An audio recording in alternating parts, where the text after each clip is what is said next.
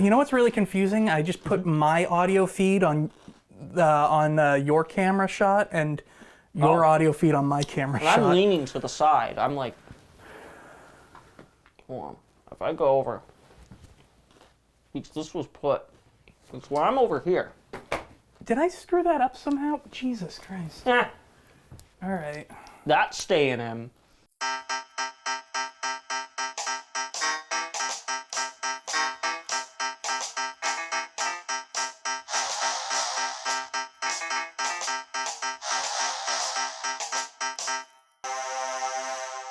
You will beware, you're in for a scare. Well, here we are. It's getting close to Halloween, and I figured let's talk about Goosebumps, because, so the original plan was, and I thought of you in mind with this because I originally wanted to do the John Carpenter Apocalypse trilogy, or like at least one of them, because I think 3 might have been too big for one video. That's The Thing, Prince of Darkness, and In the Mouth of Madness. Now, upon realizing this, I realized I'm like, it's gonna be hard to show clips of that because they get very R-rated. And then I remembered a conversation we had several years back when I was still in college. And you had left college. I can cut that if you don't want that. I don't care. Okay. Senior year of my college year, where I tried to rewatch some Goosebumps just out of curiosity, and we discussed it, and we didn't fully remember it, but we were just discussing like, hey, remember R.L. Stine? And we all agreed that he was better than Stephen King. I think that's how it came up. We were talking about how much we don't like Stephen King. It's and then I brought up R.L. Stine, and we were like, oh, he does better stuff. I very vaguely remember this conversation, and in hindsight now, yeah, no, R.L. Stine is just better. Yeah. And, I would even say his style, because just last year now, after Scholastic started uploading all these to YouTube, I just started rewatching all of them, because Netflix had them all, but they took all of them down except for, like, specials, which didn't go to YouTube for some reason. So now it's all just all over the place if anyone wants to casually watch this stuff, which just makes it messy. I don't know why it's like that. So it's like the specials on Netflix, and then Tubi and YouTube have all the rest. I don't know if there's like some licensing difference or whatever, and it's like, it sucks that this show has never been that easily accessible for the most part. They did do like several DVD volumes. I've got like a bunch of them here from when I was just collecting as a kid, and like those were always like really cool to have as a kid, but like really not very good in the modern sense, because it's like 2 to 3 episodes per thing, so it's like 40 minutes to an hour of content. Yeah, I remember when I was younger, that's how a lot of the stuff was. That's how a lot of stuff for kids is, but it's like, you think after all this time they'd eventually just do the complete series on DVD, but not in the US, only UK and Australia rated TVMA or something. Because, I don't know, their governments think the show's witchcraft or something. There's probably one kid who got a little too scared. Maybe. I think one episode where a kid uses a bat, and they're like, that's a weapon. When they got to these DVDs, it's like they got to the point where there were like 3 episodes that just never came out, and they were just like, no, we're not going to complete it. Screw all of you. And it's like, all right.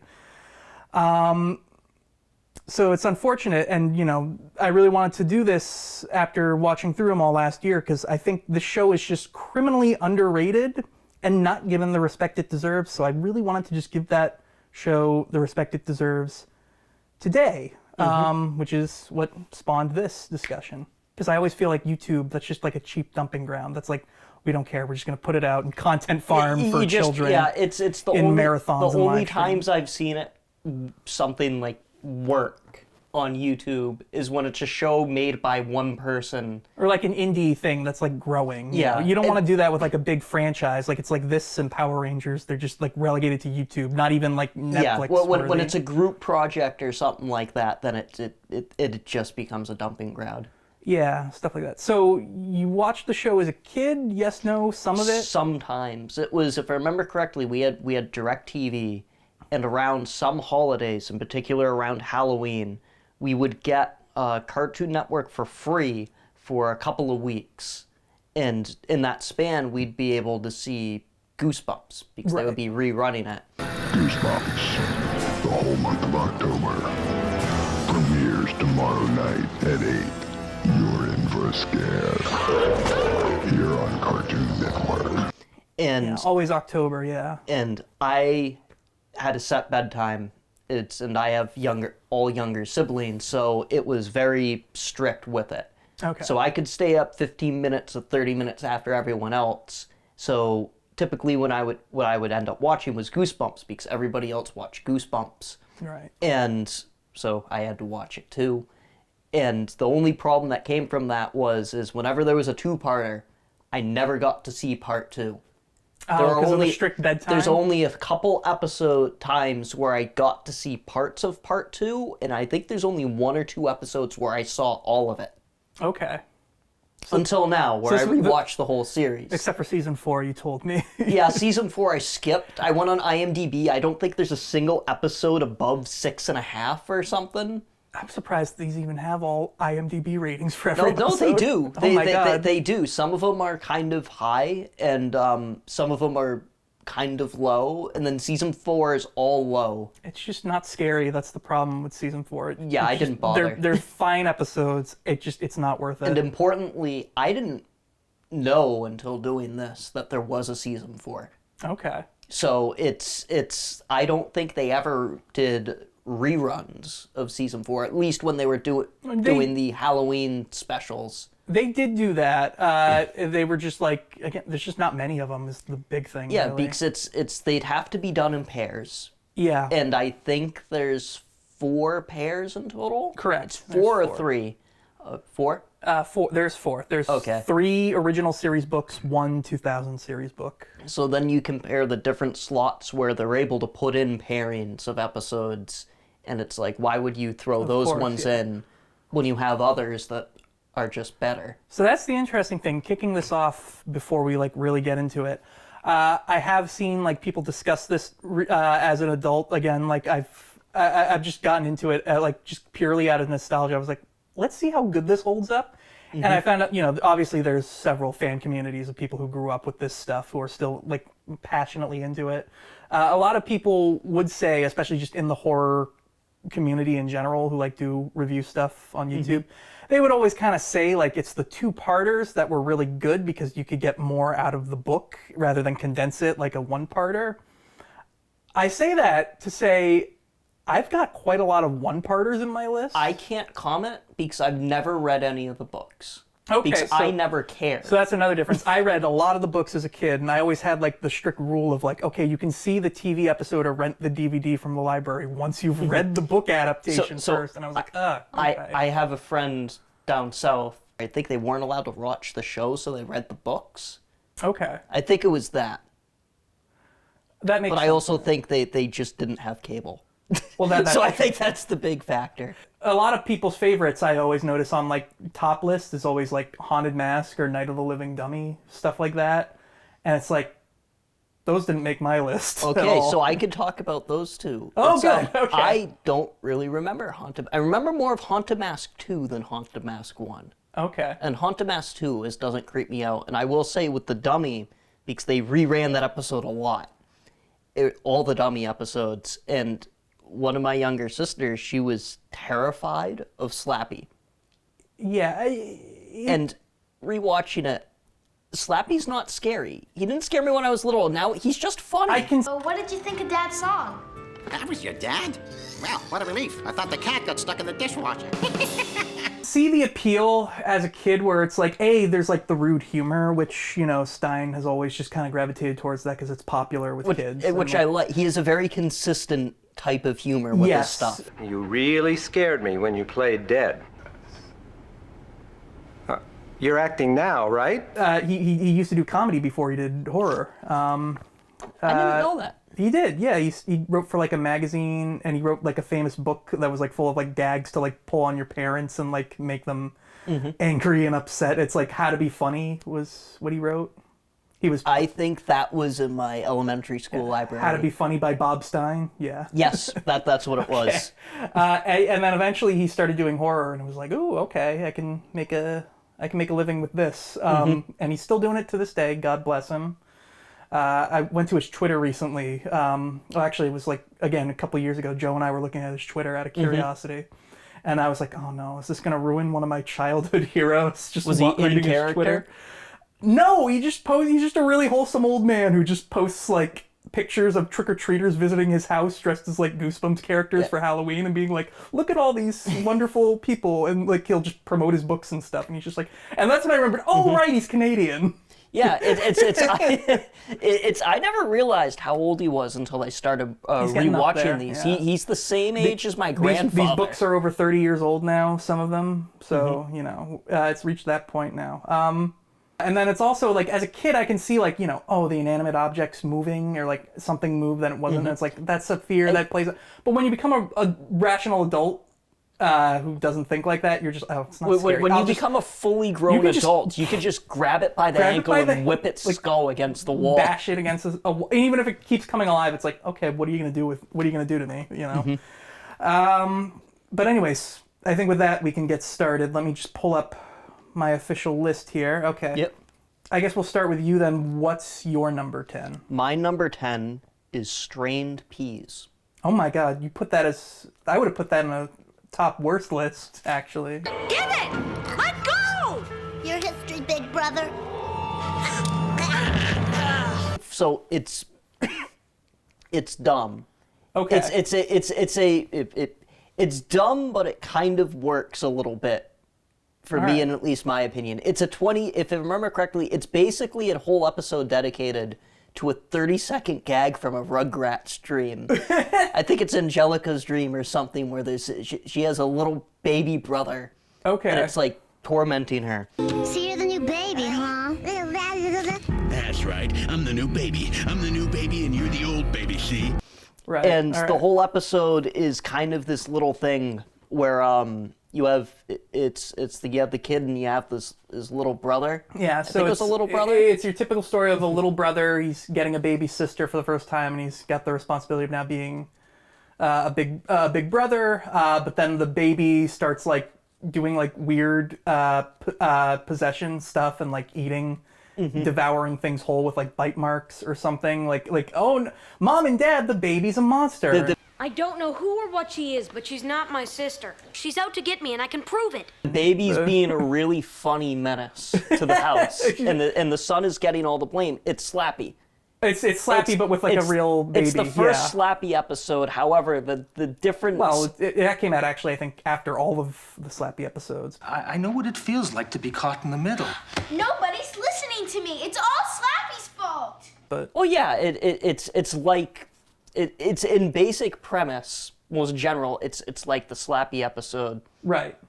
but I think it part of it that works is with the dummy. It's like they throw away the dummy comes back. That always happens. Right. But it's like you could burn it. Kids know what fire is. You can destroy it. You aren't doing that to a baby. You can't. That's true. There's You nothing can't you do can it. do. Yeah. He has no recourse. And then Slappy also doesn't have like telekinesis. He can't make the wind blow. He can't open and close doors or do all these other things. That is true. And he doesn't like chomp chunks out of things. Yeah, It's like there's a. And it's. Yeah. I remember there was so this is one of the ones, and this is the thing with season 3. You know, eventually when you go, the problem with always doing something based on a book series is you've got material to work with. Eventually you're bound to run out of adaptable content for a children's television show in Canada on a cheap budget. So then they have to get to the point of like, okay, what do we do to keep this going? Bond's been there for 30 years. not the child content part, but the book we're stuff. out of books. But like now that the modern audience might remember Game of Thrones, but I can't comment on that because I never saw a single episode of Game of Thrones. But so the way they came up with this is get like drafts of what R.L. Stine was currently writing at the time, and episodes would come out like to coincide with like new book releases. Or eventually what they really started doing in season 3 was they started going to his short stories rather than like the full books. So like he did a series of 6 books that were tales to give you goosebumps. They were like kind of like short chapters that couldn't get like full ideas. So like they started pulling with that. And what's great about that is you could use those to the advantage of the television show as opposed to the other books where the problem of condensing them into an episode, they could actually like expand some of them in this case. This is not really one of the ones that I feel makes good use of that. Like you said, obviously this was just kind of entertaining to see, like, you know, like it was like, it doesn't have, Slappy has like character to it. How about that mother of yours? She went to a store and asked the clerk if he had anything her size, and he told her to try the freight elevator. yeah. That this episode is missing that, but what this does have is like a level of some like actual urgency. Right. Where Slappy's annoying, he's obnoxious, but this baby, it's like actually trying to do things. Only me? Grace? Right. And this episode, I should say, is tied with another episode, which I will write in the list, admittedly completely forgot about. Okay. That was a nostalgic episode for me, and I don't remember the name of it. It's one of the first episodes in the series. It's The Girl Who Cried Monster. Okay, we'll talk about that one later. Okay. But good for bringing it up. That one didn't make it because the episode doesn't really do anything for me.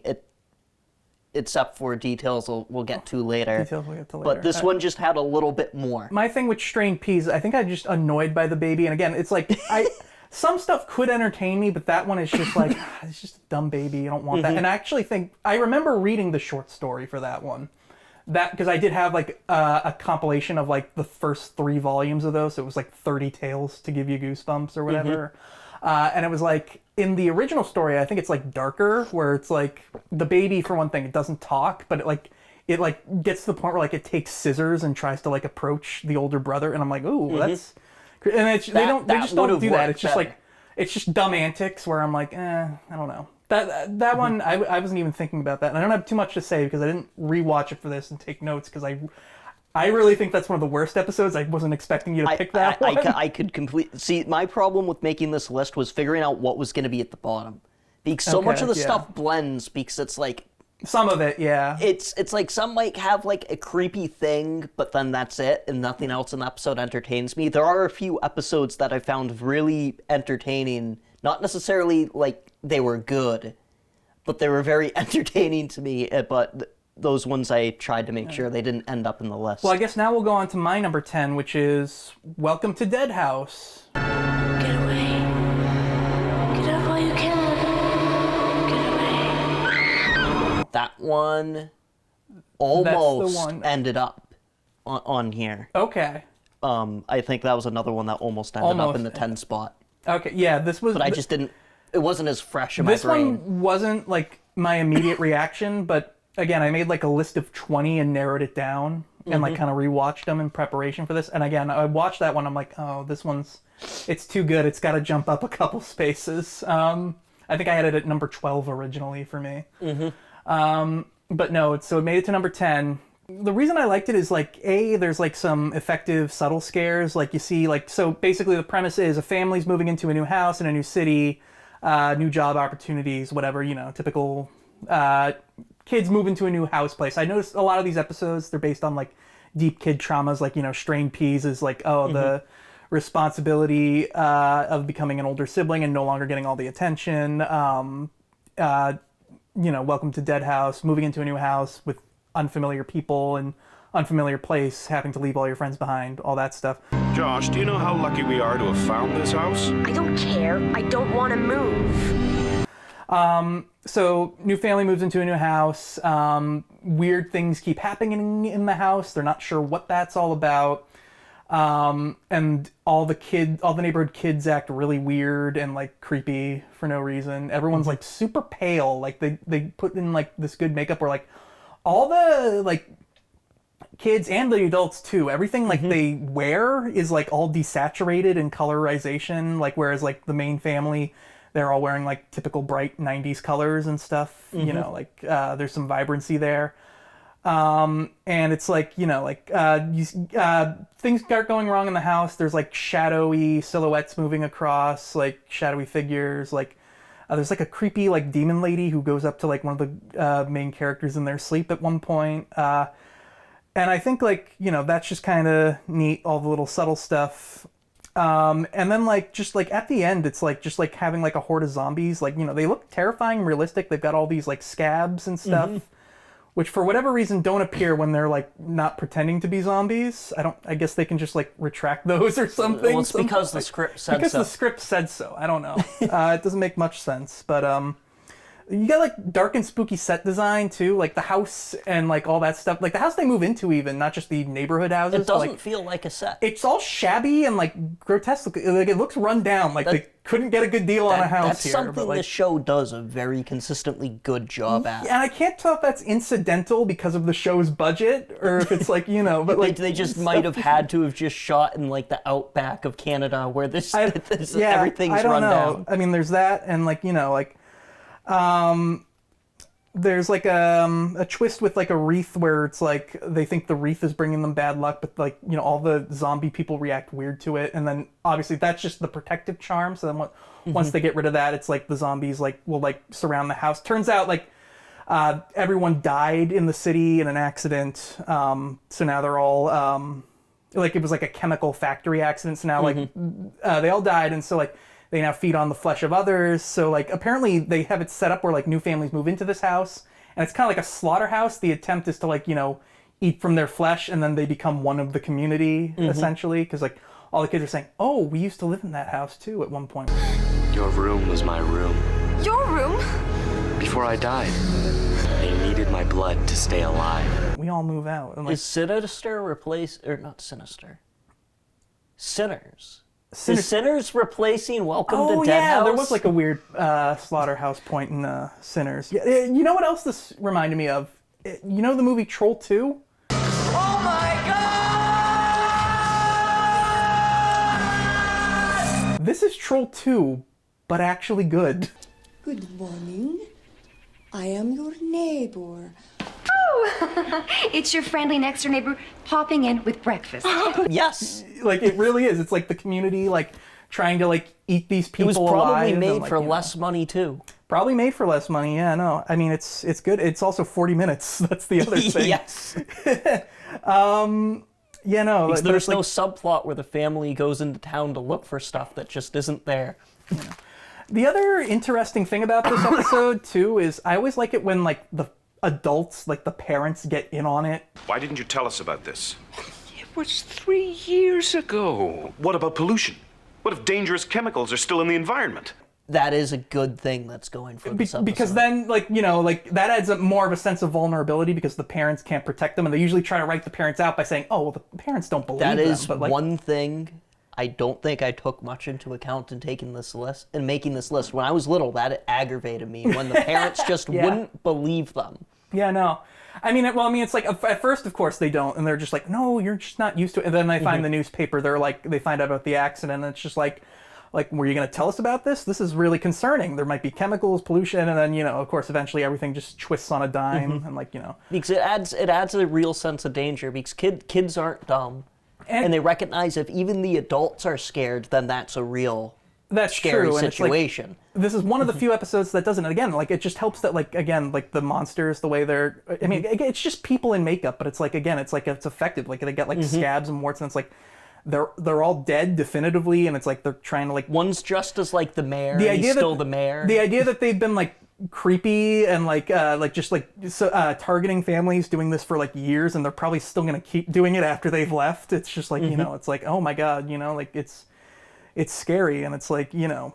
I like the sense of humor too at the end where like the realtor is like telling we're just hungry. Well, no, because before he even says that, as they're like getting in the car, they're like rolling his windows like no, get out, Dad, get the car, and they're like smacking him. He like pops up at the driver's side. He's like, Is there something you don't like about the house? We can talk about it.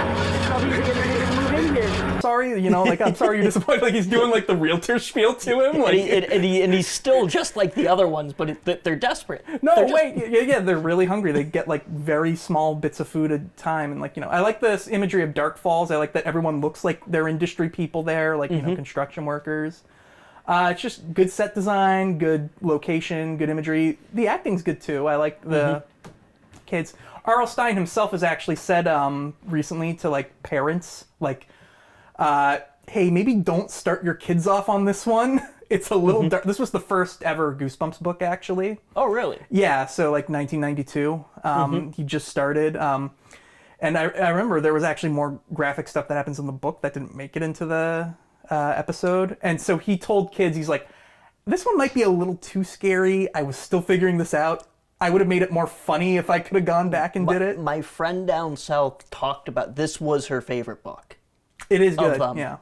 It is a good one. Which that is in line with her. All right, that's it actually one other quick fact. I found out George Romero, you know, esteemed filmmaker, who did Night of the Living Dead and Spy Kids 4. He did no, that's not him. I'm thinking of Robert Rodriguez. Why would you confuse George Romero with Roger? Don't listen to me. No, he did Land of the Dead. Well, he did one of. I think he did do that one, didn't he? Yes, he did. He did. Okay, and then Creepshow. You know, he did all kinds of movies like that. Diary of the Dead. I'm just naming off the bad ones. He actually, I haven't seen it. He actually wrote a screenplay for a Welcome to Dead House movie. Oh. And it has not gotten made.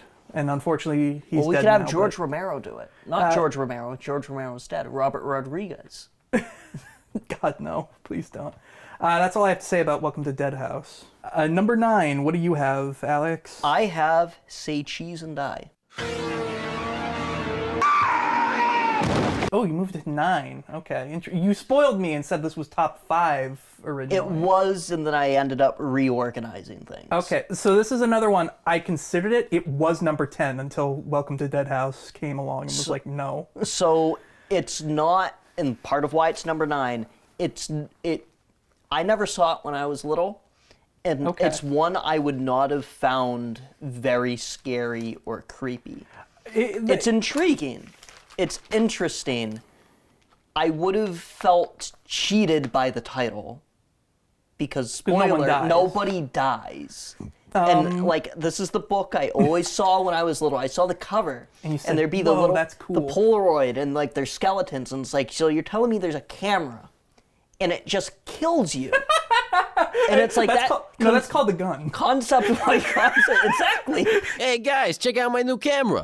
Oh wait, this isn't the camera. Concept-wise, I mean, that's kind of what the episode is. It's kid finds gun. And that was what you thought in your head. And that's like, that's scary. Yeah, that is scary. That's a real that's a real thing, unfortunately, and there's a real weight there. Yeah. And it's like going off the cover of the book, which is all the exposure I had to this in my head. It's like, oh no, there's this guy walking around with a camera and it just kills people. Tim Jacobus, who was the artist for the Goosebumps books, he just kind of did those independent of the actual story. He would get the title and he'd be like, I can kind of tell how now. do we Well, that's the thing. There is the dream sequence in the episode where Ryan Gosling, spoiler, Ryan Gosling's in this episode. The family's doing the cookout and like, it's a fake out, like, oh, it's not real. Hey, everybody, say cheese. Stein wrote that in because he's, like, last minute, because he saw Tim Jacobus's artwork. He's like, that's too good. I have to write that into the story now. So, as far as I'm concerned, that happened. is the like when I think Goosebumps books, I think of that cover. Why? One of my top notes here is just Ryan Gosling written, and then like nothing else. So when I was watching it, I was trying to figure out why he was so familiar. And I was like, I've seen this guy. Not like he was a side character in a movie or something. No, I have seen him multiple times, and he's pretty good. He's retroactively the biggest star in Goosebumps. Yeah, and it's part of why this episode ended up on the list. He's a good actor. Even though I don't find it creepy, he's a good actor. He's maybe the best actor in the show. Maybe I can think of a few who are on that level. All of them. I mean, I should say they're all older they're all like teenagers in this. Right. Yeah. And there is a thing where it's like as a kid, when you see another kid like your age, or it's like a little kid or something like that, you know it's like, after watching enough stuff, like, oh, this is going to be like toned down a little bit, and then when it's older kids, it's going to be toned up a little more, and like if they're teenagers, then it's like there's gonna be a little bit more edge to it. And in this episode, it's like even though nobody dies, there's still a lot of weight. Like there's the part where the police show up, and they aren't gonna say like, we're gonna arrest you, we're gonna charge you, but it's implied. And the actors do a very good job, like not just like doing like regular line delivery or whatnot, like there's the right emphasis on certain words, or just the way they act with their body. They're just kind of getting hold of that, and they can kind of convey things just a bit better. Come on, let me see it. Oh, it's a new process. It doesn't develop right away. In my opinion, than what's typical for a Goosebumps episode. Yeah, there is like actual law investigation. It's the one thing, and obviously, they probably couldn't outright kill people because this is, at the end of the day, a children's show. Right, Let's be real here. I will say the only thing for me that really went against this episode is it's the only episode where it's very obviously in Canada. Oh, how was that noticed? So when they're in the streets, because it's most of the episodes are not urban. I wouldn't have thought of this. This is an urban episode, and there's one part when they're driving the car. I think it's at night. The accident, or they avoid the accident. You're right. Before the accident, but when he thinks the accident's gonna happen, on the road there's a tram line for like a trolley. Oh, that's not really an American thing, but I know that's a big Canadian thing. Yeah. I think the series itself, I think it was American companies producing it, but yeah, they did shoot it in Canada because that's where you shoot cheap stuff, and I guess it's fitting because again, I mean, it's very common just to shoot things that are even if it's an all-American production to do it in Canada. Yeah, it's like I think the Diary of a Wimpy Kid movies were entirely done in Canada, and I think a really good example was they filmed the 2014 Godzilla and the Planet of the Apes movie right next to each other in Canada, even though they both take place in San Francisco. And it was, I forget, some of the actors, or there was one particular actor, actually ended up going to the wrong set and getting stuck there for a full day because they didn't realize they were on the wrong set because they were both in a destroyed San Francisco. So, I think my notes on the episode is the thing I really like about this episode is how another thing I considered with some of my considerations is I like when you have a mythology essentially kind of put into it, and it's like, you know, so the premise of the episode, if that wasn't made clear, these three kids, they break into like some abandoned warehouse or whatever that like this old hermit guy lives in, and they just walk around and find things, and they find camera. They think it's a camera, at least when they pick it up for some reason, even though it looks nothing like a camera. It looks like a toaster. I think this thing's a camera. It looks like a spaceship from a bad Godzilla movie. But so then they start taking pictures with it, and then they find out that the camera predicts the future, but the future's always like got like an ironic or awful outcome. It's a great action shot. Yeah, but I took the picture before you filmed. You know, I like, there's like a random sort of like scale of danger where it's like it can be as bad as guy fall over, to car wreck, who knows if someone lives or dies, to you disappear. Actually disappearing off the face of the planet, who knows what happens there. What is this, some kind of joke? No. This is a picture of a tree. But no one turns into a skeleton while cooking a barbecue meal. But the way the camera operates, it's like really interesting where it's like, you know, obviously scale of danger is random, so it's like you never know what your luck of the draw is going to be when you take a picture with it. I like that it's described as indestructible, you can't even scratch it. But it's like, even though like they suggest it might be paranormal, it's more of like super science in a way where it's like there's clear rules to it, like something like the Death Note, even though that's paranormal, where it's like, you know, it's like, you know, he takes the picture, he tears it up, the picture no longer exists, so it's void. So he tears up the picture of his friend because he's angry, and then once he tears that picture up, she reappears. So it's like, okay, interesting. That makes me wonder if he tore the picture up before the car wreck, would the wreck not happen? Or is it like, you know, it makes me wonder, could there be things to affect how it works? You know, he goes into the car once, it doesn't get into the accident, it takes a while for it to happen. So it's like, there's that sense of dread where it's like you don't know how or when it's going to happen, but it's going to happen. And then the second episode they did, Say Cheese and Die Again, they actually kind of like play up on that more, where it's like they take the picture where the guy gets fat. And then they take the picture of the other person where nothing happens, but it's a negative. So then the negative reciprocates the positive, where the guy gets fat and the girl gets skinny. And I'm like, and then they fix it by making the positive a negative and the negative a positive. I'm like, that's weird and interesting. It's interesting. That episode didn't make it on my list. That episode was terrible. It's weird because that one does. It doesn't feel like there's any urgency in that episode. It's like, they had to do it. He's so fat, they were like, and it's like, oh no, she's supposed to be thin. I think the people who wrote that episode, if I remember correctly, or the director complained like there was nothing we could do about this episode. We tried to make it scary, we couldn't, but we had to make it. The weird thing is technically it's like person fall over, person disappear. Yeah, that episode, it's like they're gonna die. Yeah, it's technically like there is more of a like I do like there's a clock ticking. Yeah. We need to resolve this. But I think that's towards the point. That's one of those episodes that's definitely leaning a bit more into the comedy because that's all you can do. Oh yeah. The best part of the episode is the way it ends. That was also their way. I noticed for when they did still do full book adaptations in season 3. It was always like, we can't do this with the budget. Let's fill it in with whatever comedy. And I noticed the writers of the show, more so than Stein, were more comedy oriented. And it's like that cheesy, cheap, like 90s, like they're like just straight up fat shaming in that episode where it's like they're bald shaming. He's like they're doing like the discount younger looking Ryan Gosling who sucks is like trying to get dressed and like he can't do it, and they're playing like trumpet music like like this is crazy. Like they shoved marshmallows in his cheeks like Marlon Brando. But like, no, it's awful. The other thing, I like the Spidey character, like the hermit. Like I think he's creepy looking, and he, like, you know, he's paranoid and neurotic, and I think that kind of like adds to it. And like the ending doesn't make sense. Obviously, you know, he mentions like the line of like Native American thinking cameras were evil and that they would steal their souls.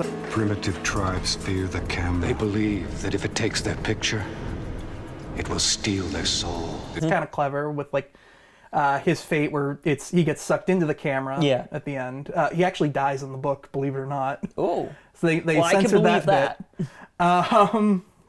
So there's that, and then I didn't really.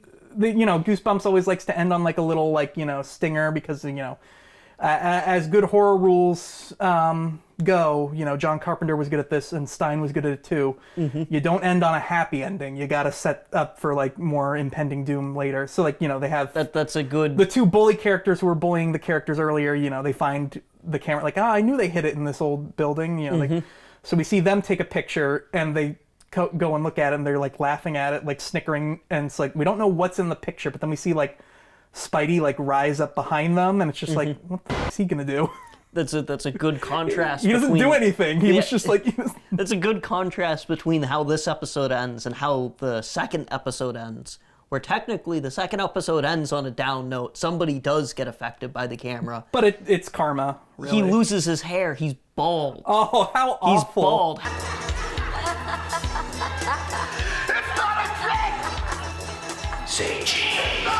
How isn't that scary? And like I said, it is funny, and I think it's intended to be funny. But it's like that shows like, you know, the random scale I mentioned. It's like you don't know what you're gonna get. It's like dealer's choice, you know. Like it's going from Mutant Ninja Turtles 1 to 2. What? I haven't seen either of those. So my number 9, The Headless Ghost.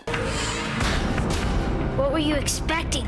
A dish of ice cream? I know I saw it. Okay, so this was the one. I'm trying to remember which one. It's the two kids who like to prank people who go to the lighthouse tour of like there's this haunted lighthouse. That's a good one. That is a great one. And so, you know, these two kids, they like to pull pranks on the tour. It's a guy who does tour of this lighthouse that's allegedly haunted. There have been all these like ghosts and spirits and stuff. There's like, you know, all these records of like hauntings happening. And there's this one particular story of a ghost who a spirit like ripped off his head eventually, and like so like, you know, like eventually after getting banned, they decide to sneak in with this other guy to find the headless ghost. Do you want to see some real ghosts?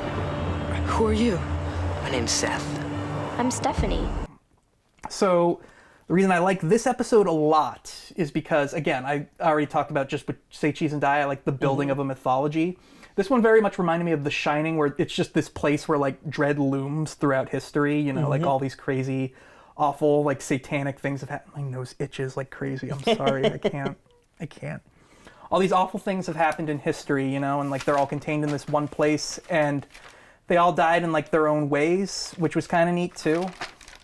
And like, you know, they keep us in suspense because they talk about the lighthouse was originally built for a sea captain and his wife, but I think his wife like left him or something or died. I can't remember. So he died like lonely and his spirit lingered. His beloved had left him for another man. The poor captain died of a broken heart. And the boy who becomes the headless ghost, we get like a flashback of him like discovering the ghost. We only see the ghost through the shadow. We don't know anything about it, but like we see the ghost reach out, and it's like it kind of looks like German expressionism, where he's like reaching out with doing like his a little hands. Nosferatu. Yeah, it's like a little Nosferatu thing essentially. So like, and you know, we don't see anything about that. Like again, we're hearing all these different stories about the ghost. There's another ghost who liked to, who was of a guy who lived there who liked to eat ice cream a lot. The maid would bring it up to him on the dumbwaiter. The strawberry ice cream, that was his favorite. Yeah. A very spoiled boy who loved to eat ice cream. Strawberry ice cream. She'd bring it up on the dumbwaiter, but eventually he couldn't quite reach it. He fell down and got into an accident. So that, again, like all different kinds of ghosts, they're all talking different stories while they go look for the head of the headless ghost. But so basically the two kids in the episode, one is like really into pranking and the other kid's kind of like a wuss or whatever, where he's just like, I don't want to bother these people. This is just annoying and kiddish. And she's like, lighten up. We're going to have fun. We're going to go into this spooky house and mess around with things while no one's looking. And so then there's this third guy who's like, I can help you find the headless ghost. He's like acting all creepy and stuff, and you don't know what it's going to be. And so they go in, and eventually they find the headless ghost. And it's kind of like they do like a weird double twist with this, where it's like, you know, they get to the point where like the weirdo guy who like decided to help them sneak in, he's like, I'm the headless ghost. This isn't my real head. This isn't my head. And guess what, Dwayne? I'm gonna take yours. It starts to ramp up. We're getting to the end of the episode until eventually they think to find, oh, what if we look in the dumbwaiter? Maybe that's where the head is. And so they find the completely different ghost head of another ghost boy who just then emerges, takes the head, and then leaves. And apparently I think that was the end of the book from what I read. I never actually read the book, but like that's what I read online. Like there is just a headless ghost. There wasn't like all the other crazy stuff. So then he leaves. Everything goes back to normal. The guy who runs the tours, who banned the mischievous kids, who was telling everyone all the stories at the tour, he comes in, he's like, what's going on up here? He's like, you both get out of here. And they're like, who is this guy? And they're just like, oh, he's just some troublemaker who works for me. So he has like, he tells the boy to get lost, and then he is like, grabs the girl and he's like, you're gonna have a word with me. Like, you know, you think he's gonna like call the police on her or something. So then after the guy leaves, that's when we get the revelation that he's the ghost of the sea captain. What are you doing, Otto? That's Captain Otto to you. And he can paint the portraits of his victims. That was part of the story he told. So then he starts painting a portrait of her, and she starts disappearing, and she's like suffering the consequences for messing with the spirits and stuff. And then we reveal that the other creepy guy who was like helping the kids into the place, he was just, he was the guy who liked ice cream a lot. He was that ghost, which is separate from the headless ghost. And so it's just like, it's all the spirits just ganging up on her and stuff. And, you know, eventually, obviously, the guy saves her. She doesn't die. But, like, you know, like, it's just all this crazy stuff just compounds, essentially. It's like crazy mythology to it, really. It's just, it's so good. It's so, like, layered, the episode at least, even more so than the book. It's a good episode.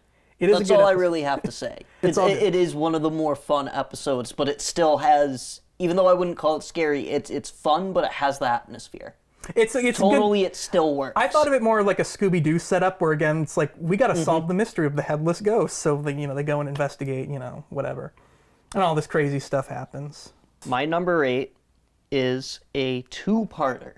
Or at least I'm calling it a two-parter. I don't remember if it's an actual two-parter or if it's one of those ones where it is 2 separate episodes, but it's a 1 and 2. I think I know what you're talking about. And this one, getting into it, through most of the way through the first episode, I wasn't a huge fan of it. But then by the second one, I realized, you know what? I probably would have liked this when I was younger.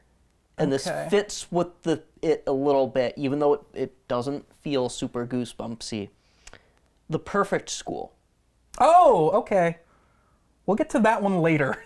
All right. My number 8 was Werewolf Skin.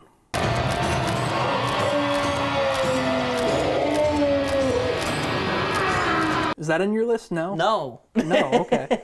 Interesting. So our only repeats so far is Perfect School. Okay. I think there will be repeats later.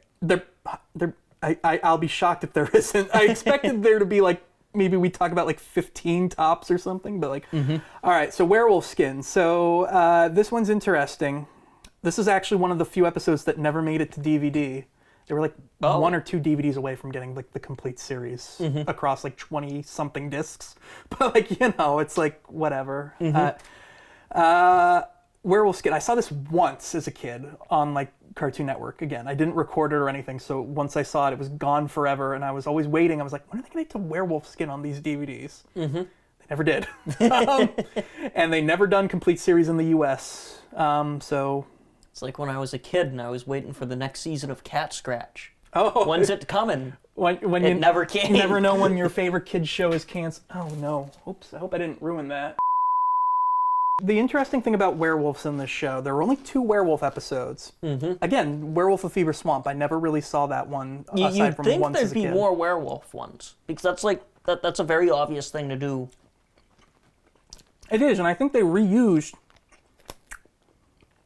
costumes for the Werewolf Skin episode. I would assume at least, you know. I want to say they did. So they were really scary the 2 times they did them. Like again, like they had like jaws that could like move a little bit. They would sometimes add, their like, werewolf designs are one of the better designs they do, and when they do good designs, they do very good designs. So you do remember the designs? You think they were scary? You would probably agree with that, or creepy? All right, so I would say they shoot it well.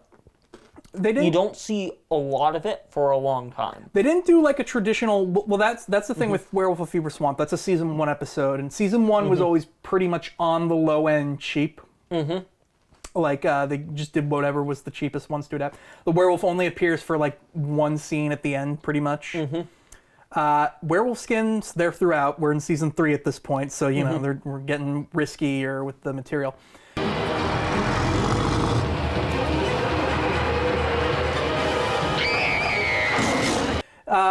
So it's like a kid staying with his aunt and uncle. He enters a photo competition. He's trying to find the scariest picture. His parents warn him, like, hey, be careful about the neighbors across the street. And there's like this rundown, almost abandoned looking house where it's like, you don't think anyone lives there. Spoiler alert, no one does. And they're like, hey, don't go into that house. The neighbors are weird. Eventually, you know, after part 1 of him just meeting the townspeople and them all being like complete weirdos, there's like these 2 kids in school. I want to talk about these 2 kids in school he meets. There's the Indian kid, and then there's the lanky white kid with the glasses who looks like a young Adam Driver. who all he does is he repeats brief phrases that the Indian guy says. When the moon is full, they'll turn into a werewolf too. Yeah. Werewolf. That's the first thing. You got all these like weirdo characters who are like acting all confrontational to like the new guy who's like hanging around. There's like a teacher who talks about like mythology and legend and stuff. The 2 bully characters, they're like trying to tell the kid like, that's not true. Werewolves aren't like that. Werewolves, they're like animals. They shed their skin when the full moon's gone. Yeah, shed their skin. so then, you know, it's like, okay, so they've got like a unique take on werewolves, and everyone just believes this in the town. Like they're all in on like the werewolf thing. Like he meets a girl who's like, oh yeah, I've seen the werewolves. They're scary. And I'm just like, you what? Sorry? Huh? Even the teacher, he seems like a skeptic, but he's also like, I wouldn't go messing around the woods at night. Be careful. There's werewolves out there. It's like, okay. So everyone just believes werewolves. And of course, part 1 goes by mostly fine. Nothing really happens until you get to the end, where, you know, because again, the guy's looking for spooky photos for a spooky photo contest. And so The Marlin house is the neighboring house, so he's just like, I want to get some pictures of that from a distance. So he's like in his bedroom, and then you just see like the window shutter. It's like one of those classic shutters. It just like opens like that, and you just see like this hairy hand, like it's, that's the weird thing too. Again, like they're acting like more man-like in certain scenes, which just makes it creepier. Like with like an error of intelligence, they're not just bursting through or something. Like open the window and then the werewolf like climbs out, and it's just like it's a bipedal creature. It doesn't really like it's not really like animalistic. It's just like it walks out, but it's got all these scary like claws and like dark fur. Like there's like this like abdomen, chest, like it's like of like muscle tissue, and again like it's just like this scowling face, and it's just like it's creepy just to see it doing normal things. That's creepy. And then again in the next second we see another werewolf just get up to the bars on all the houses have bars on them again, so like that kind of goes to like the thing where it's like, oh gosh, there really is like a real fear that people are putting up these bars. The second episode happens, you get more weird shots of the werewolves where it's like the werewolves return to the house, and he tries to like, he hears noises coming from the house at least, and he can't find his family after he camped out trying to look for werewolves again in the woods. He finds their Jeep though clawed up, and he's like, oh no, I gotta rush home and find them. That's where he hears noises from the neighboring house. So he gets out his camera, looks again, and you see through like black and white grainy filter, you just see the werewolves standing in like the abandoned house, like, and then like you just get like the close-ups of like the skin like coming off, and then like, you know, you see like them like sweaty and not wearing anything underneath, obviously like cutting out any like real nudity, but it's just like, and he finds out it's his aunt and uncle that he's staying with like in the house, and it's like, uh-oh, you know. And it's like that kind of adds like a tension to it where it's just like you don't know, like, are his aunt and uncle, are they trying to protect him, or are they possibly going to eat him? Because then the next morning happens, and it's just like, oh, I saw the neighbors last night, by the way, and they're like, oh, really? And it's like kind of tense, and like they're reading the newspaper. It talks about like victims that were eaten. So like we're going from like implied killing to for real, like where explicitly there's real people danger. Dead in this episode, and it's like, okay, that's scary. And then there's like a couple other fake outs. To be honest, I kind of like was running with the fact of watching it. I'm like, you know, really until the end, you don't even know if like Arjun and Sean are werewolves or not, because they say like, hey, we were waiting for you to show up at night to look for werewolves. You never showed. We waited for an hour out there. Arjun almost got eaten alive by mosquitoes. Yeah, they like my blood. That's the line I remembered most from the whole episode. And I'm just like, were they waiting to try and trap him? That's what I wonder. And then we see they're just waiting to prank him later when he eventually shows up. Is Napoleon Dynamite replacing Arjun? And so the ending really is just like, we don't actually see like real werewolves anymore at that point. It's just like, you know, him and his friend who he made, they go to like take the skins and bury them, because like you got to go a full cycle without the full moon, essentially. That's how you break the curse, and they aren't werewolves anymore. So he goes to bury them somewhere where they can't find it and feel compelled to transform. And, you know, it's a good effect seeing the skins. Obviously, it's just the costumes, you know, just lying about. But it's like, it's a great It's a creative way of dealing with it. It looks creepy, too, because, like, you know, they're just, like, lifeless. And, like, again, you still got, like, all those garish assets to them where it's like, ugh. Yeah. Okay.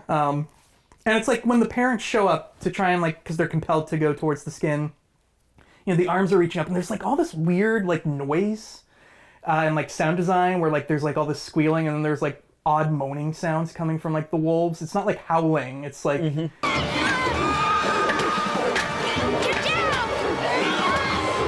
it's very realistic and grotesque, and like it's hard to listen to, I think, as a kid. Like this really stuck with me as a kid the one time I saw it. And I think that really kind of helps elevate some of the fear that it had, as opposed to the episodes I saw over and over, where eventually I just got numb to it. It's I think with my thing is I don't think I ever saw this one with a kid as a kid, so that's why that didn't really stick with me as much. Right. Yeah. The twist was unexpected too. I didn't expect the girl to like be aware. You know, he's looking at his photos carefully. He sees someone in the background. Oh, the girl was shedding her werewolf skin, like that he made friends with, and it's just like, okay, everyone in this town. That's why it's like, for all we know, everyone in the town, half the town was just werewolves. And all she has to say is just, I said I don't bite. That's all she has to say. My number 7, Monster Blood.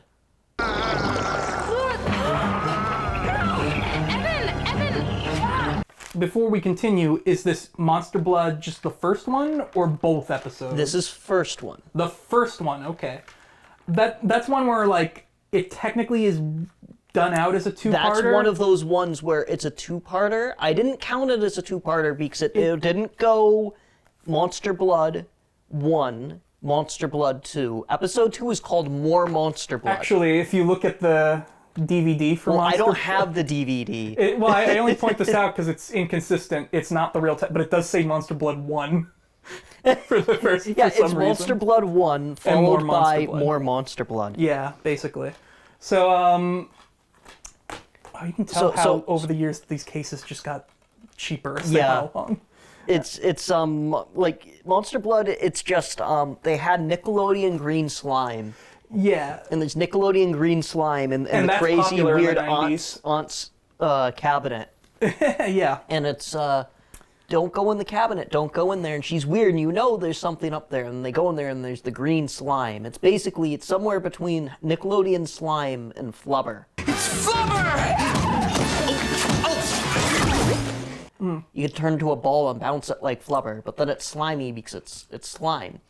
And it's kind of like the Blob, a little bit. It's kid-friendly, the Blob. But they mostly focus on the fact that it just kind of grows and like starts taking up space more. It's once it consumes something. It consumes a fly, so like we do know it is sentient and consuming things, but they don't focus on it too much because again, I think Stein doesn't want to make it too direct, obviously. Yeah, and it just starts growing. It becomes this thing where it's like, oh no, it's growing. And it's like, you don't want them to get caught.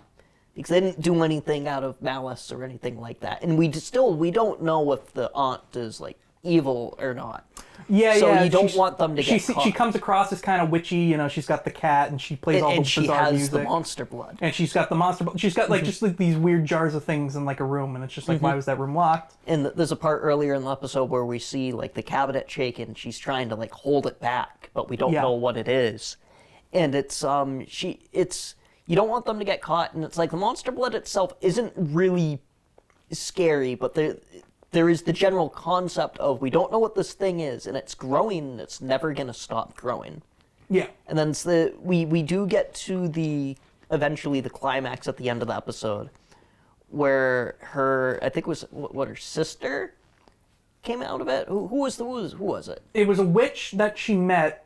Yeah. She was just like renting space in the house for her. Okay, that's what it was. Complete stranger, but like she was like, I'll give you a room to stay, you know. I tried to throw her out, but I couldn't. She was too strong, too powerful. I think she was like a drifter or something. And she's this evil witch. And this is, well, actually, I should clarify. Midway through the episode, the dog eats part of the I'm just going to call it Flubber. Because that's what this is. It's Flubber. In this episode, it's Flubber. It's Flubber! If you eat Monster Blood, you yourself will grow as well. That's what we learn. And the dog starts freaking out and runs away. And then they find giant footprints implying, oh, he's somewhere growing bigger. It's Clifford the big red dog is running around now. That's how he got big. And the witch at the end of it is confronting the aunt who isn't evil. She's just weird and owns Monster Blood. And the evil witch is evil. And the Monster Blood is coming at her, and then the dog, Clifford, just shows up in the window, and she's scared of it, and then she goes back into the Monster Blood.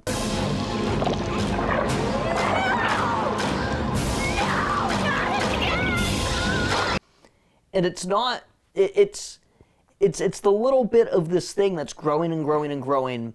We don't fully understand what it is. Yeah. It's not evil.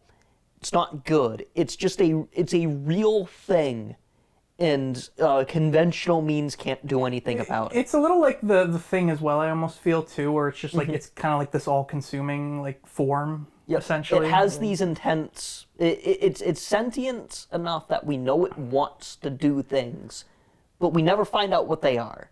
Monster Blood, yeah. I mean, to be honest, it's a life form. I feel like it's a life form that's not thinking other than it's consuming. I don't think it has any other ill intentions. The witch, on the other hand, I don't know what her whole deal was. I think she was the witch. That's it. So that is the weakest part of the episode. I guess this is the part where I don't have too much to say about that episode other than I think it's decent. I think it's an improvement of the book, and this is where I'll really talk about Monster Blood because again, I read the books. Monster Blood was the only one. It got more than Living Dummy. Monster Blood was the only one in the original series to get 4 installments. Oh. Monster Blood 4 was actually the final book of the original series. So, you know, like, the whole thing was Monster Blood. Obviously, it was one of the popular ones. That's why it got an episode, or 2 episodes, I should say. So, really, it was always like experimental and different, like each one, where it's just like Monster Blood, the first one was like the 3rd book in the series that R.L. Stine wrote. It was like right before Say Cheese and Die. It came out around the same time as Say Cheese and Die, I think, actually. So, and now some have accused Stine of hiring ghostwriters. This is something he's always defended against, saying like, no, I never did it, because that would have been void of his contract. That would have been a problem. Yep. But he was always putting out like 2 books a month. That was the other thing. So it was, everyone was always like kind of like, hey, and so again, this is book 3, so maybe he just didn't figure it out right. Or, you know, maybe he really did hire ghostwriters. I'm not trying to implicate him or like accuse him or anything. I'm just saying this for the sake of it. I read a thing where I forget which book it is. Allegedly, he wrote it in under a week, like 3 days or something. They're not this book. There was a book. He might just be really efficient. That's all I can say there. But basically, well, it's not like these are long, complicated books. They're not either. long. No. But basically, with Monster Blood, it was all written in the 3rd person as opposed to 1st person. Mostly the kid is the narrator. There's like a non-existent narrator in this book describing what's happening. Evan did this. Evan did that. I mean, it's not Evan talking about his own feelings and perceptions, essentially. That's me. You're probably wondering how I got into this crazy situation being chased by 17 dogs. Get away, leave me alone, dumb dogs. So in the book, Evan finds the Monster Blood. It's like a can that gets sold in a toy store. He finds like some toy store in like his aunt's town while he's staying with her. And he's just like, oh, what's Monster Blood? I'll play with that. And then like, you know, and then obviously the same thing happens where it grows. But then she still has the cat though, which is like the witch who knows what Monster Blood is and can control it. And it's like, who are you and why do you coincidentally happen to be living with his great aunt in this town? And it's like, I don't know how the shopkeep fits into it or how he got Monster Blood, like the can, the toy, you know, whatever Stein said so. It's like, it really, like, the reason this was popular, I think, is because, oh my god, slime, it's everywhere. It's like 90s slime, you know, whatever. I think that was the appeal for people. It's like, you know, like, it's so cool and like, whoa, gross, you know, like, that like 90s gross acting. But it's like, the story doesn't make sense where it's like, so who's this witch? Did she create Monster Blood? Or what? It makes more sense in the episode now where we see, like, yes, she literally created the episode. It's just this substance in a jar that the aunt's keeping locked away, making because sure no one... it's a containment. Right, yeah. Oh, yeah, that's right. She stepped in it and it consumed her. And then, oh, yeah, because she doesn't have the cat in the episode. It just releases. The cat is in the episode. But it releases from the jar. Yeah. In the book, she just has a cat. And the cat is the witch. Whereas in the episode, she just has a cat, and the cat is a cat. And I want to make this... she's an old lady with a cat. And I gotta say, I think that's actually the stuff that makes me like the episode and story more, is I like the witchcraft stuff and like the spooky atmosphere. That's the more spooky thing to me rather than the Monster Blood. That being said, the sequel books... No witch. We're done with that. Evan, the whole plot, obviously, with Monster Blood is he's staying with his aunt while his parents try to buy a new house somewhere. All the sequels are him where he's in his new location, so there's like completely different characters around him. Yep. But he still has to deal with Monster Blood. Except for the girl who actually ends up moving and like they still hang out or whatever. But then the girl finds more Monster Blood. She finds like her own can. She's like, hey, this is mine. I want to screw around. He's like, are you crazy? Why would you ever mess around with that again? And she's like, shut up, I don't care. She's like more like of like kind of like an abusive friend, to be honest, in the book. So the sequels were all more so just about like Evan is unpopular in school and like he has to take care of like the school hamster, and then the plot is the hamster eats Monster Blood accidentally, that like his like crappy friend is like not paying attention, and he's, Andy, did you give the hamster monster blood? She's like, I don't know. So then the problem is the hamster grows giant into like this giant killer hamster. That's the plot of the second one. Third one is, they try to pull a prank on his like mischievous cousin who he hates by putting a piece of monster blood into like he's like a guy who does science stuff, so they put a piece of monster blood in some potion he's making to try and get it to blow up in his face as like a joke. The main kid, Evan, actually accidentally gets stuff on it in like his mouth, and he accidentally eats it, and it's him dealing with being a giant for a while, and like he's just like, oh no, I'm a freak, what am I gonna do? Like, you know, it's like they were inconsistent with all of them. Then the fourth one's about blue slug monsters for some reason. I don't know what was going on there, but we're out of ideas. We're out of ideas. But it was so. The episode just kind of takes that first one. They didn't have all the budget to do all that other stuff, so they were just like, we'll do it because it's popular. They made it better with, again, like just kind of confining it just to within that house, within that family, within the aunt's backstory with the witch. That made it better, I think. And then, but because it was so popular, but they couldn't have the budget, that's where more Monster Blood came in, which I only bring it up because it was in my consideration list for a bit, just off the whim. I'm like, you know what? I like the approach to more Monster Blood where it's him on the plane getting ready to go to Atlanta, Georgia. He meets some new cast of characters. It's just all confined to a plane, and the plot is a piece of the Monster Blood got stuck in his luggage and is now growing out of his luggage and attacking people on the plane one by one like a slasher movie. Jay, we'll get to that. Do you have more Monster Blood on your list? Later on, yes. Oh, well, we'll get to that then. Never mind. Personally, I think that one is a direct improvement. Oh, okay. I'll have something to say about that then, too. All right. Where were we at? That was your number 7, right? That was my number 7. Okay. My number 7 is Piano Lessons Can Be Murder.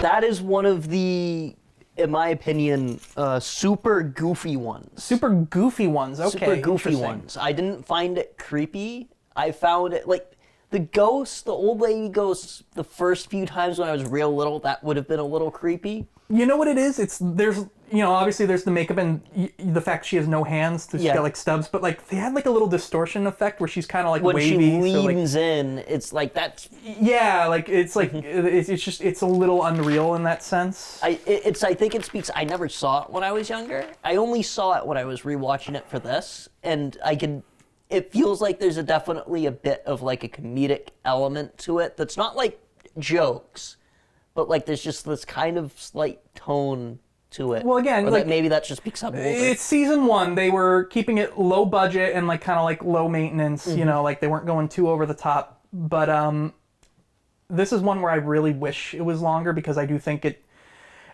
typically, you know, it's rule of 3 where it's like first time's normal, second time is a little weird, third time is where things get real. Yep. You just kind of get like 2 moments where it's like we go from 1 where it's like kind of normal to 2 where it's like it's a little weird at first, and then we just kind of because we're out of time, it's like, oh, here's the ending. Just everything happens all at once. Everything happens, but like, you know, like again, what is there though I think is well translated from the book, which again I never read.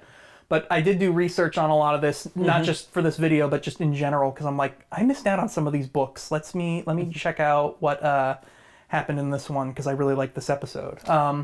So, you know, this is really like a slow burn episode for me. It was like, the ghost is not the scary part. I think the effect on her is creepy, just again, like the motion of it. Damn,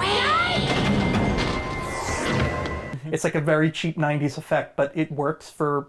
Again, I think with the makeup and everything and the translucency. I like how she is a ghost. She just exists. She just exists. And that's creepy. She's not evil. It's not the evil ghost. She's there, but why is she there? Right. It's like she you know, she's not the villain of the episode at all. She's, in fact, warning the guy. Obviously, the kid's still really freaked out. Like, oh my god. It's a ghost. There's a ghost. And it's yelling at him. Playing this piano.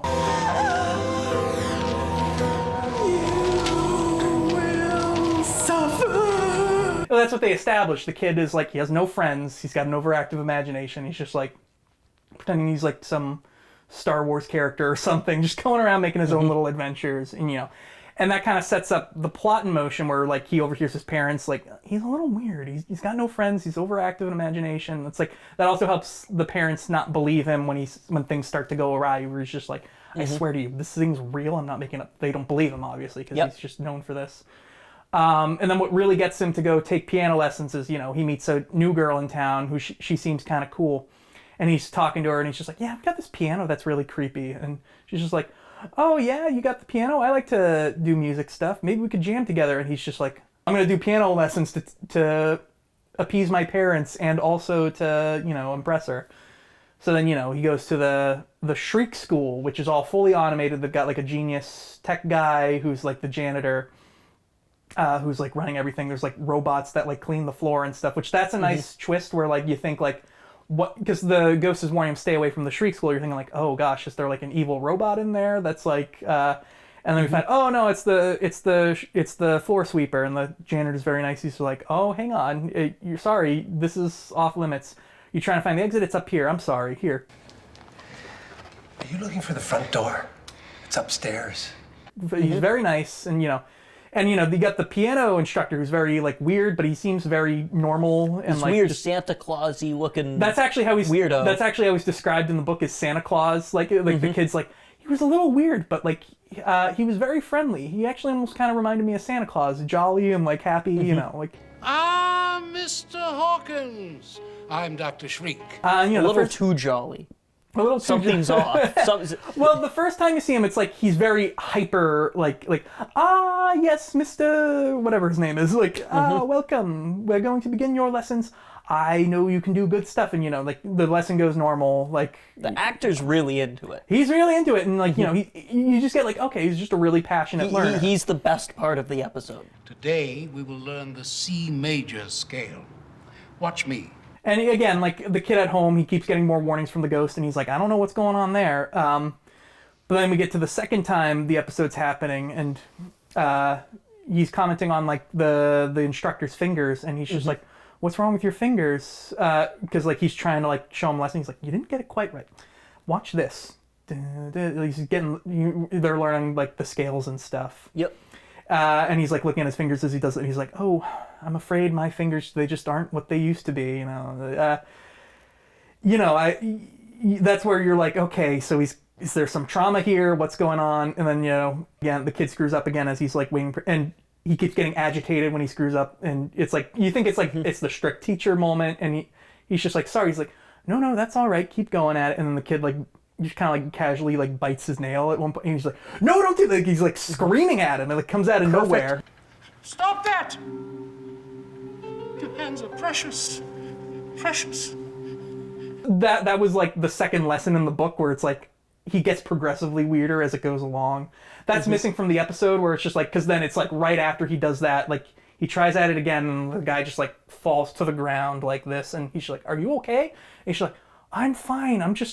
You should be thinking more about these beautiful hands. Like it's where he starts grabbing them like really tight, and he's just like, let go. It's just like, yes, Jerry, I must have your beautiful hands. Your beautiful hands. Kids in what could be translated as a very real danger of strangers, people he trusted who are now right, and won't let him leave. I think it's really like this actor is what sells this episode, where he really does like switch on a dime like so perfectly, where he just starts yelling at this kid and like demanding like, I need your hands, give me your hands, like, and he just starts chasing him around the building. Maybe part of why this episode came off like comedic to me is because I'm watching at 1.5 speed and I see this fat jolly Santa Claus running down a hallway like that, yelling beautiful hands. He starts like spinning around a bit. He was clearly hamming it up, but it's going faster than what it's supposed to. Oh yeah. I would recommend if you rewatch this episode, watch it at like double speed. Double speed would probably be amazing. Beautiful hands. Like, but like I don't know, it's crazy the way he keeps doing it. And as a kid, this twist really got me. Where like so he runs down to the basement because he's like looking for help. He's like, the janitor, he's friendly, he'll help me. So he's like, Mr. Toggle. He breaks into like this. And they set this up cleverly where like he's just trying to escape the robot, so he tries to get into this door that's locked. And it's like the typical, oh no, a locked door, I can't get away. But that comes back later where the janitor comes, stops the robot. He's like, No, not through there. That's the recital hall. You want the exit. Like, and so he bursts into the recital hall. That's where we see, like, oh, you know what else was good too? It was the soundtrack. Because, like, you know how, obviously, it's a piano school, right? There's piano music in, like, the chase scene, and it starts getting, like, like the piano music is getting more faster and intense as, like, the chase is. I'm like, oh, that's so clever. Like, clever use of, like, diegetic music, essentially. In the episode to kind of, like, help speak to the emotion of the episode. So I like that aspect of it. But then, like, you know, he gets into the recital hall, and there's just all these disembodied hands, like, playing the piano. Like, so, like, okay, so actual, again, for sure, confirmed body count at this point, where it's like all these hands have just been collected. So then, you know, people have already been harmed. Yeah, there is precedent. Final struggle with Dr. Shriek, you know, and then Toggle comes down, shuts him down. He's just like, I'm sorry about that. He was one of my robots. He's malfunctioning. Something's not right, which is true, you know, because obviously he just, like, started chasing the kid. I'm sorry, here, let me check your hands. And he's like, what? He's not, like, even suspicious yet, but he's just like, your hands, let me just make sure they're okay. And as before the twist even really happened, as a kid, I was just like, oh my God, no, it's him. Like, I just, like, it didn't click for me until that moment. I'm just like, oh gosh. And so, like, he gets weird. He's like, turns out, like, the inventor is just, like, a weird guy who, like, he can't get hands right in his machines that he builds, and he's too lazy to learn music himself, so he's just a serial killer who severs children's hands. That's it. And I'm like, oh, it's a serial killer episode, so. Why do you need my hands? To make beautiful music. They're exquisite. I think that twist coming out of nowhere, really, again, it's so dark. And then there's the other twist. It's a smart episode because it doesn't have much budget. It's just got, like, it's just got people doing things and implying things, but, like, once you really figure out what's going on, it's like, oh wow, this is dark. It's going to a dark place. There's just this serial killer who's just, like, severing kids' hands and, like, using them to play music in, like, weird robotic machines. It's weird, but, like you were saying, the double twist is like, the ghost was his mom, and she saves the kid. You've gone too far. I warned you. yeah, no, it's fun. Oh yeah, but not before giving him and his family a jump scare. it one of the few moments where the parents are exposed to the thing at the very end, and at the very end, and I think it's one of the best instances of it because it's saved for the very end. We are on number 6. Yes, you're number 6. Go ahead. Night of the Living Dummy 2, which okay. The way I watched this, I know of 3 Living Dummy episodes. Correct. I think Night of the Living Dummy 3 is the superior Living Dummy 3 episode. might be the episode I'm actually thinking of, because I have Night of the Living Dummy. Okay. For me, it's listed as 2, 3, and then Bride of Dummy. Correct. That's the order both the books and the episodes came out in. Actually, Bride of the Living Dummy, that was Goosebumps 2000 book 2. So that was actually, like, the last book to be adapted, even though it's not the last episode. So my question is why is the first one called 2, and then why is the second one called 3? Well, the answer is because the answer is they didn't do Night of the Living Dummy 1 obviously. as an episode. So and this has been, like, a big conspiracy theory with fans for a while, where they've gotten in touch with the creators of the show, and they're just like, hey, how come you didn't do this one? And the real reason is because it's kind of like a weird Jason Voorhees thing, where it's like, you know how Friday the 13th, Jason wasn't the killer in the first one, where it's like... it would just be too detached from what people It was too detached. It was... Slappy's in there, but he's like a minor... Slappy's actually like... this girl wants to get into ventriloquism, essentially, so she gets Slappy the dummy, right? And so now she's messing around with this dummy. Yep. But then her sister gets jealous and gets a dummy called Mr. Wood. And then she finds a card with mysterious words that bring Mr. Wood to life. So then it's the rest of the episode is her getting blamed for things and messing around with things, but really it's Mr. Wood out of her thing really causing mischief or whatever. And no one will believe them that it's Mr. Wood doing all this stuff. And I think Mr. Wood also did darker things that can't be adapted into things. So because of that, they really didn't do it. And Slappy was really there just to be like the post-stinger, where it's just like, oh no, Slappy was really alive too. He's really just been doing nothing the entire book. Yep. So then That's why they started with 2, because everyone knows Slappy the dummy. That's the iconic character. So when I say 2, what I mean is the second one they actually made, which is 3. Okay, so Night of the Living Dummy 3 then.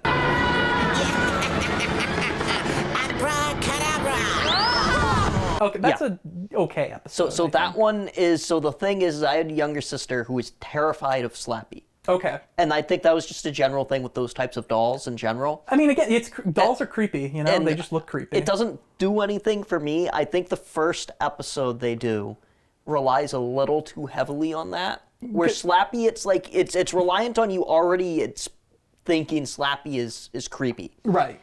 Whereas if you don't think he's creepy, in that case, he's borderline amusing. Yeah. And he doesn't really do much. The worst thing he does is go to, like, hit the dad with the guitar. But aside from almost doing something, he never actually does anything really harmful for the whole episode. Right. And this goes back into what we were saying earlier. You could just grab him by the ankle and smack him against a wall. Which is kind of exactly what they do at the end of it anyway. That's what the other dummy that comes to life does at the end of the episode, yeah. So...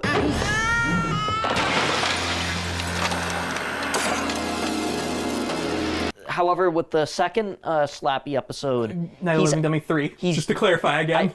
Everybody just knows it as the Slappy episodes. Yeah, whatever. It's Night of the Living Dummy 3. He's actually doing some things proportioned as a child, dressed as him, walking around. I should clarify, yeah, they, in the second Night of the Living Dummy, and then they would do this again for Bride of the Living Dummy. They actually did use just like an actual ventriloquist puppet, you know, it was like very cheap, like they shot it in like certain perspectives where like you can't really tell what's going on. Yep. It was very simple. With 3, which was like a big 2-part special, that's where they were like, okay, let's put a bit of more effort into it. And so they just straight up got like a costume and got like a little person to walk around for certain scenes so they get more action done with him. And he's like actually doing things. Yeah. There is a he takes the card himself, and there's parts where because they're a house and the dad's hobby is ventriloquist dummies. So I think putting it in a setting where there's so many dummies made it creepier because it's just like this nightmare. It's not just him now; it's others. It's also too. this nightmare fueled like thing where it's just like, oh god, dolls. If you're creeped out by dolls, you will like hate this episode. So Slappy's actually using the other ones, and then the first one where it's like he's a jerk, he's annoying, but it's just he's not threatening. And this one, it's like he's I feel like a substantially more malicious. Yeah, I would say so. And threatening. There's a part where what he can do, because in leading up in the first part of it, you have the cousin who's visiting. Yeah, you have Anakin Skywalker visiting. And everybody's I didn't even recognize him as Hayden Christensen. He does a good job in the episode. He's okay. He's not a bad actor, to be honest. He just got really screwed over in those Star Wars movies. If you're not with me, you're against me. From my perspective, you're the dummy. Or whatever, I don't know. But he's the scaredy cat getting blamed for everything. Blaming them for all this other stuff, and then there's a twist at the end of the first part where it's he was behind it all. He's not afraid of dummies. He's been messing with them the whole episode. Getting back at him for years of torture. They make up, but then by the second episode, they are all alone and they have to work together to deal with the dummy problem. In-house. And it's at one point in the second episode, they actually Slappy turns him into a dummy. Yeah. So he basically kills him. He has that like weird possessive power too. He can actually do things in this one, and he is doing things. And definitely got like more of like he's not just like a living dummy who can like walk around and like do things. He's got supernatural. He's not gonna like he ruined the thing and he rearranged the chairs. Go clean this up. No, the dummy did it, and it's like that's okay the first time, but it's like the fifth time. It's like yeah, okay. But in this one, it's like, it's not just him. It was Hayden Christensen, and now it's Slappy's doing stuff, and you have all the other ones doing things too. And then Hayden Christensen gets turned into a dummy, and now it's like, oh crap, we have to turn him back, and then we have to deal with this whole problem with all these other ones. And then at the end of the episode, after they resolve everything, he just does an owl 180. He's like, I'll see you again later. And then it's like, did we fix him? Is Zane gonna do bad things to his cousins? It's like, that doesn't seem right. Well, I don't know. It's one of those weird things. It's a fine episode. That is easily by far the best Living Dummy episodes. I just never cared about Slappy. So my number 6 then, Don't Wake Mummy.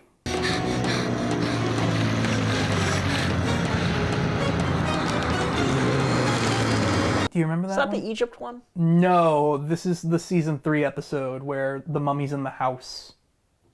Do you remember that one? I'm not gonna lie, I don't remember Don't remember this one. Okay. And I watched it yesterday. So yet again, just like Werewolf Skin and Werewolf Fever Swamp. Yep.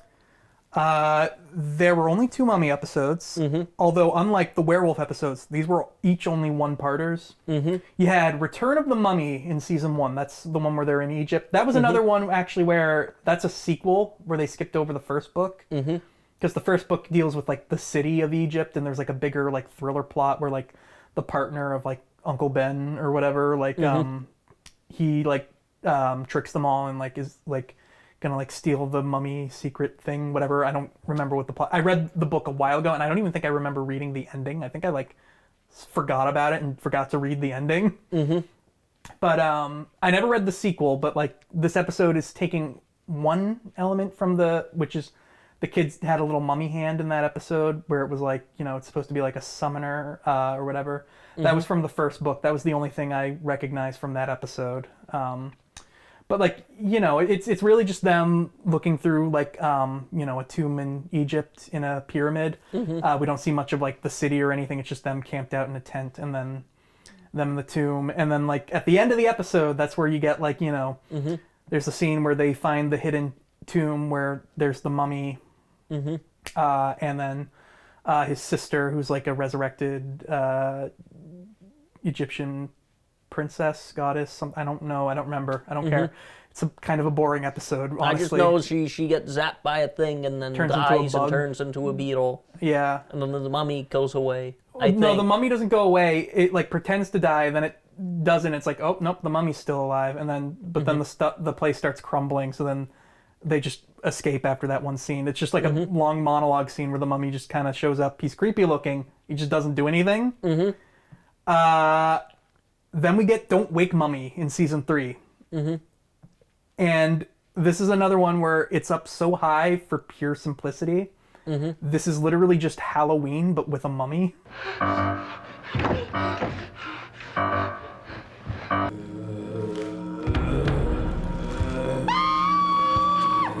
In it, like the final act of Halloween. So, you know, it's like a kid, he's like afraid of everything. His sister is always playing like spooky pranks on him and stuff like that. And his parents, they're both into like Egyptology and stuff. Like his dad's like an archaeologist. He was like investigating a tomb. They found a sarcophagus with a mummy. They send it to their house and the mom is there. She's like, oh no, this must be a mistake. This is supposed to go to like a museum. And delivery guy's like, sorry ma'am, it's supposed to be here. So they have to like move this sarcophagus into like the basement of the house. So they just have like this mummy in their house for a weekend, essentially, is the plan. And so the wife, she does like I don't know what it is. It's like she can decipher hieroglyphics and stuff. She's like like a historian type person. Yeah, So I remember the part where she's reading off the name. Okay, yeah. So you do remember it now, yeah. Yeah. So she's reading the hieroglyphics and stuff, learning about the mummy. Oh my gosh, this guy was a killer. He killed his brother to take the throne. Our mummy's a killer. Was a killer, Jeff. Was a killer. So this is another short story that was turned into an episode. And again, I read the short story. They improved on it here, I think, where in the short story, again, nothing paranormal happens. Is like the kid's afraid the mummy's going to turn alive. So he buys like mummy dust from like one of those like scam, like superstition like shops or whatever. And so his sister plays a trick on him where he's in the basement or whatever, and then this mummy with chains starts coming. Instead of a sacred seal on the sarcophagus, it was covered in chains. If you remove the chains, that's what's said to wake the mummy. So this mummy with chains rattling comes at the kid. He tries to throw the mummy dust, but it doesn't work, and then he just starts freaking out and he tries to open the door again. And eventually he gets out and runs and shuts the door behind him. And then we switch to the perspective of the sister being like, wow, that really scared that kid. it's just her latest prank. She's just pretending to be a mummy. Yep. And she's like, man, these chains were really effective. What good is a mummy without chains? And then she tries to leave, and she's like, dang it, that idiot locked the door. I guess I'm stuck here for a little bit. Hey, wait a minute, what's that noise? And then the book ends. We don't get to see, what happens, obviously. So then they do a prank here where, like, she's like, oh, I'm going to prank that little, like, or that, I'll censor that swear, whatever. There is one earlier.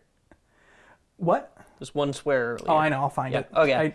I'm aware. Not my problem. I'm keeping track. I think it's been me both times, but... It has been.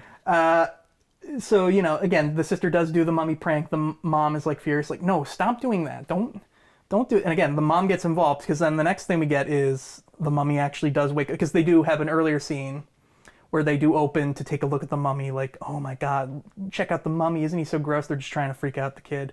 And they do lock him in the basement there. And he's like, no, let me out. It's not funny.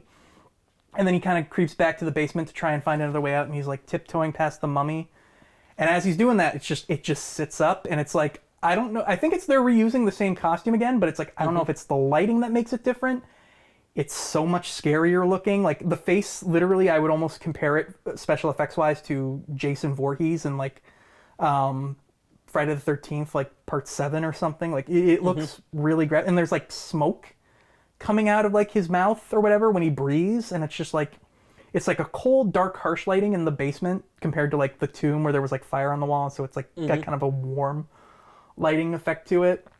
So it's like, it looks much colder and harsher. And then again, when the mummy's just coming out at the end, it's just chasing them around the house, and it's just like, it's the ending to Halloween, except with like a really scary rotting like corpse thing. Like they were really good at like making like rotting looking corpse faces in Goosebumps. Again, I don't know if it's the materials they were using. I think on top of that, there's a difference of just location of like in the original, they're in the middle of a tomb in Egypt, so there's a big degree of separation. It's scary because like there's just this creepy thing in your house. It's like a home invader. I think that really adds to it too.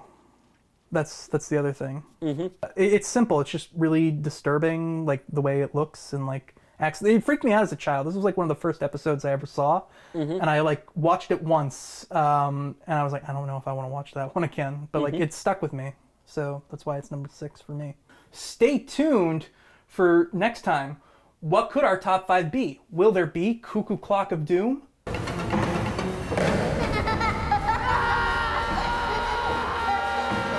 Spoiler alert, no.